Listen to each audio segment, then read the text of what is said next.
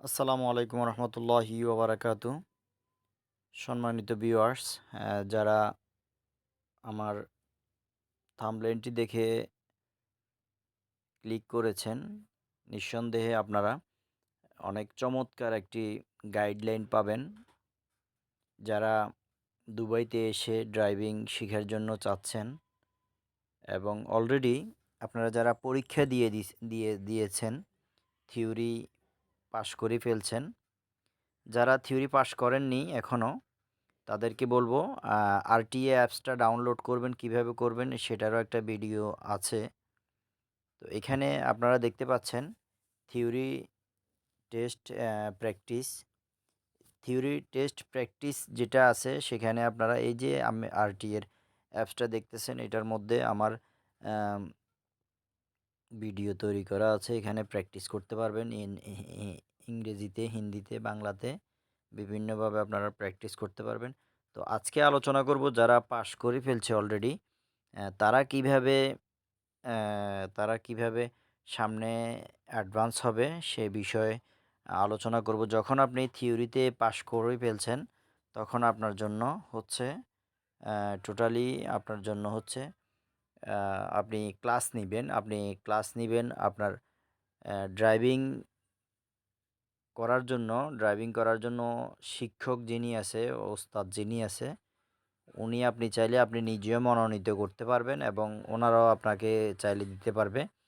আপনি যদি যে দেশের আপনি ভাষা কমফোর্ট ফিল করেন, অনেকগুলো প্রতিষ্ঠান আছে যেখানে আপনাদেরকে এই বাংলাদেশি যদি আপনি ড্রাইভার চান, বাংলাদেশি ওস্তাদ চান, বাংলাদেশি ওস্তাদ দিবে। হিন্দি ওস্তাদ চাইলেও হিন্দি ওস্তাদ দিবে। পাকিস্তানি ওস্তাদ চাইলে পাকিস্তানি ওস্তাদ দিবে। এখানে সকল কান্ট্রির আরবিক চাইলে আরবিক ওস্তাদ দিবে। তো আমরা যেহেতু যারা হিন্দি বুঝেন এবং উর্দু বুঝেন, তাদের জন্য হিন্দি এবং বাঙালি ওস্তাদ এখানে খুবই কম। তো আপনারা হিন্দি এবং উর্দু ওস্তাদ নিলে সেক্ষেত্রে তারা উর্দুতে বা হিন্দিতে কথা বললে আপনারা বুঝতে পারবেন। এখানে আপনাকে জাস্ট ডিরেকশন যেগুলো দিবে সেগুলা আপনি ফলো করলেই হবে। তো প্রথমত আপনাকে 32টা ক্লাস দিবে। 32 ক্লাস দেওয়ার পরে আপনার ড্রাইভিংটা যদি ভালো হয়, তাহলে 32 ক্লাসের পরে আপনাকে রোড অ্যাসেসমেন্ট টেস্ট দেওয়া হবে।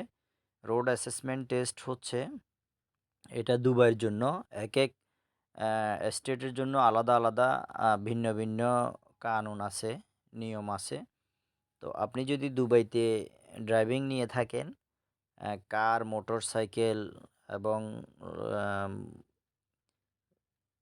জিআরবি, তারপরে আপনার আরও যেগুলো আছে বাস, তারপরে আপনার জিএমসি, যতগুলা বাস আছে, যতগুলা গাড়ি আছে, গাড়ি আছে, সবগুলার ড্রাইভিং আপনি লাইসেন্স নিতে পারবেন এখান থেকে।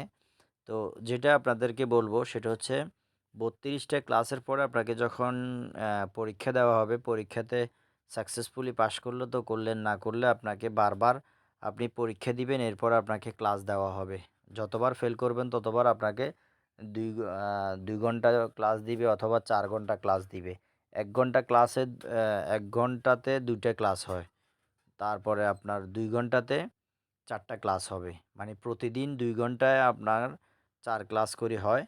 তো আপনি যদি 32টা ক্লাসের পরে আর 32টা ক্লাসের পরে আপনাকে পরীক্ষা দেওয়া হবে। পরীক্ষার মধ্যে পাশ করার পরে যতবার ফেল করবেন ততবার আপনাকে ক্লাস দেওয়া হবে। এর পরবর্তীতে আপনাকে পাশ যদি করেন, তারপরে আপনাকে হাই রোডের জন্য ক্লাস দিবে 8 ক্লাস।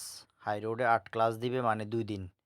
2 ঘন্টা করে 2 দিন, মানে 4 ঘন্টা। 4 ঘন্টার আবার ক্লাস দিবে হাই রোডের। হাই রোডের ক্লাস শেষ হওয়ার পরে আপনাকে দেওয়া হবে এই পার্কিং পার্কিং কাচ্চা পার্কিং যেটাকে বলে, পার্কিং অ্যাসেসমেন্ট।